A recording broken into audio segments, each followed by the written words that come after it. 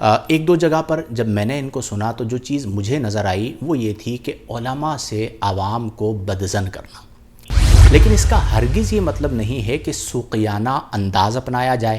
تو یہ غلط فہمی ہے، صرف سوشل میڈیا پر بیٹھ کر ملینز میں ویوز لے لینا اور یہ سمجھنا کہ جی ہم نے بالکل پانی پھیر دیا ہے، علماء کرام پر اعتماد کو ختم کر دیا ہے۔ ایسا نہیں، یہ اللہ کا دین ہے۔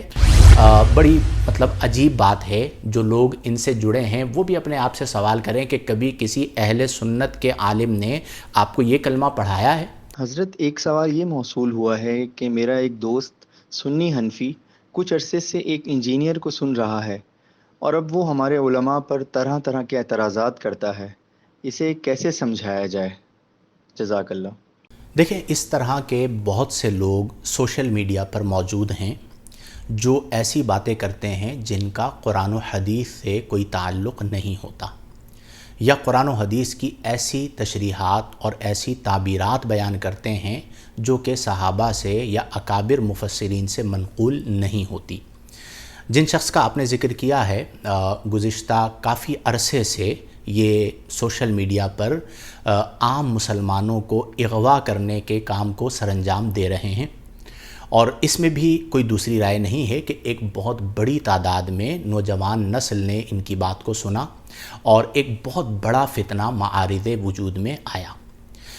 ایک دو جگہ پر جب میں نے ان کو سنا تو جو چیز مجھے نظر آئی وہ یہ تھی کہ علماء سے عوام کو بدظن کرنا، اور بہت سارے سوالات اور بہت سارے اعتراضات کمال عیاری و مکاری کے ساتھ انہیں اعتراضاً پیش کیا گیا۔ بہت سارے علماء کرام نے اس حوالے سے کام کیا۔ اب اس بات کو یوں سمجھیے، میں تمام تر طبقے سے، یعنی کل امت مسلمہ سے، بالخصوص نوجوان طبقے سے مخاطب ہوں جو خاص طور پر اس طرح کی علمی ابحاث کے نتیجے میں سوشل میڈیا پر انتشار کا شکار ہیں۔ سب سے پہلی بات یہ ہے کہ علماء انبیاء کے وارث ہیں۔ یہ بات کسی عام شخص نے نہیں کی، یہ نبی کریم علیہ افضل الصلاۃ والتسلیم کا فرمان ہے۔ انفرادی طور پر کسی عالم سے غلطی بھی ہو سکتی ہے، یہ بھی ممکن ہے کہ آپ سوال کریں، اعتراض کریں اور آپ کو اس کا کسی عالم سے تشفی بخش جواب نہ ملے، لیکن اس کا ہرگز یہ مطلب نہیں ہے کہ سوقیانہ انداز اپنایا جائے، عامیانہ لینگویج استعمال کی جائے اور جانبین سے ایک دوسرے کو حقیر ثابت کرنے کی کوشش کی جائے۔ میری یہ گزارش ہوگی کہ جو بھی اعتراضات ہیں، اگر وہ واقعتاً اعتراضات ہیں تو کسی مستند عالم دین کے پاس جائیں، اپنے اعتراضات پیش کریں اور ان کے جوابات کو سماعت کریں۔ چونکہ میرا یہ موضوع یا میرا یہ شعبہ نہیں ہے تو میں یہاں پہ ذکر کیے دیتا ہوں۔ اہل سنت کے ایک راسخ العلم عالم دین ہیں، مفتی راشد محمود رضوی صاحب، یوٹیوب پہ، فیس بک پہ یہ موجود ہیں، اور گزشتہ کچھ عرصے سے ایک ویڈیو میں نے ان کی دیکھی جو چشتی رسول اللہ کا ایک فتنہ بپا کیا گیا تھا کہ جی اہل سنت حضرات جو ہیں وہ چشتی رسول اللہ یہ کلمہ مانتے ہیں۔ بڑی عجیب بات ہے، جو لوگ ان سے جڑے ہیں وہ بھی اپنے آپ سے سوال کریں کہ کبھی کسی اہل سنت کے عالم نے آپ کو یہ کلمہ پڑھایا ہے؟ وہ ایک مغالطے کے اوپر بنیاد رکھ کر یا ایک الحاقی بات کے اوپر بنیاد رکھ کر پورے طبقے کے اوپر ایک الزام لگا دیا گیا اور انتشار کی فضا قائم کر دی گئی۔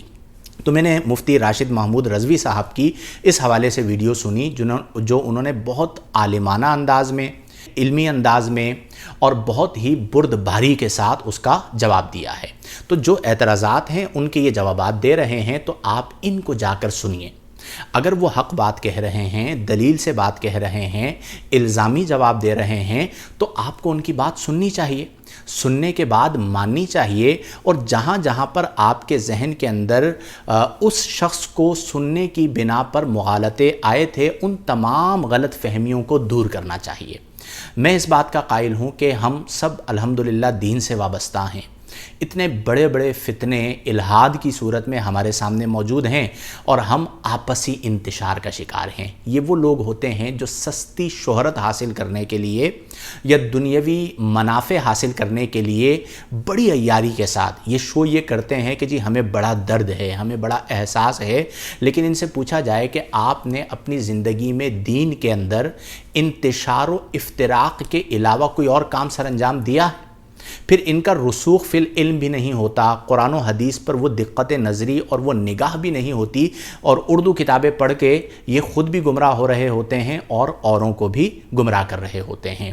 تو بہرحال پیار محبت سے انہیں سمجھایا جائے۔ یہاں پر ایک اور غلط فہمی میں دور کر لوں کہ ان کا یہ دعویٰ ہوتا ہے کہ جی ہم نے بڑا نقصان پہنچا دیا علماء کو۔ یہ بالکل جاہلانہ بات ہے۔ آن گراؤنڈ اگر دیکھا جائے تو آج بھی اکثریت عوام، پاکستان کی میں خاص طور پر بات کر رہا ہوں، علماء سے جڑے ہوئے ہیں۔ جو تبلیغی جماعتیں ہیں ان کے ساتھ جڑنے والوں کی تعداد بڑھتی چلی جا رہی ہے۔ اہل سنت میں اگر آپ اہل سنت کی تنظیمات کو دیکھیں تو ان کا کام بھی دن بدن بڑھتا چلا جا رہا ہے۔ میں یہاں کراچی میں ایک مسجد سے گزشتہ کم و بیش 15 سال سے وابستہ ہوں۔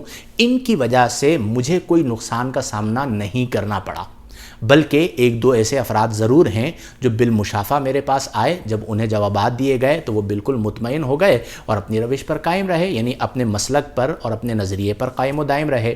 تو یہ غلط فہمی ہے، صرف سوشل میڈیا پر بیٹھ کر ملینز میں ویوز لے لینا اور یہ سمجھنا کہ جی ہم نے بالکل پانی پھیر دیا ہے، علماء کرام پر اعتماد کو ختم کر دیا ہے۔ ایسا نہیں، یہ اللہ کا دین ہے، اس دین نے باقی رہنا ہے، اور باقی رہنا ہے بسبب علماء ربانیین۔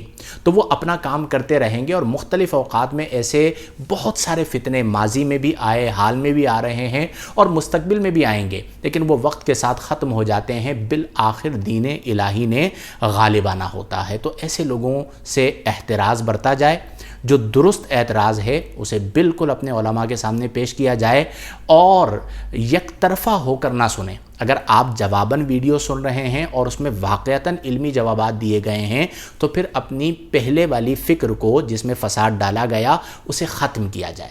چونکہ پاکستان میں اس طرح کے جتنے بھی لوگ آئے ہیں انہوں نے اکثر اہل سنت و جماعت، جنہیں پاکستان میں بریلوی کے نام سے جانا جاتا ہے، ان کی جنریشن کو اغوا کیا ہے۔ ان کے ساتھ کام کرنے والے لوگ، ان کے ساتھ وابستہ مرد حضرات ہوں یا خواتین ہوں، بھائی ہوں یا بہنیں ہوں، ان کا ماضی میں جو تعلق ہے وہ اہل سنت سے رہا، اور اہل سنت میں کوئی بھی ایسی چیز جو شرکیہ ہو وہ الحمدللہ نہیں ہے، بلکہ کتابوں کے اندر ان کی واشگاف الفاظ میں تردید کی گئی ہے، ہمارے اکابرین نے لکھا ہے۔ تو اپنے علماء کے قریب رہیں، درست اعتراض اپنے علماء کے پاس لے کر جائیں، اس کا جب مسکت جواب دیا جائے تو اسے سماعت کریں اور اپنی سوچ کو بدلیں۔ میں اللہ کے حضور دعا کرتا ہوں کہ اللہ تعالی ہم سب کو ہدایت عطا فرمائے اور اعتدال کے ساتھ اپنی زندگی کو بسر کرنے کی توفیق عطا فرمائے۔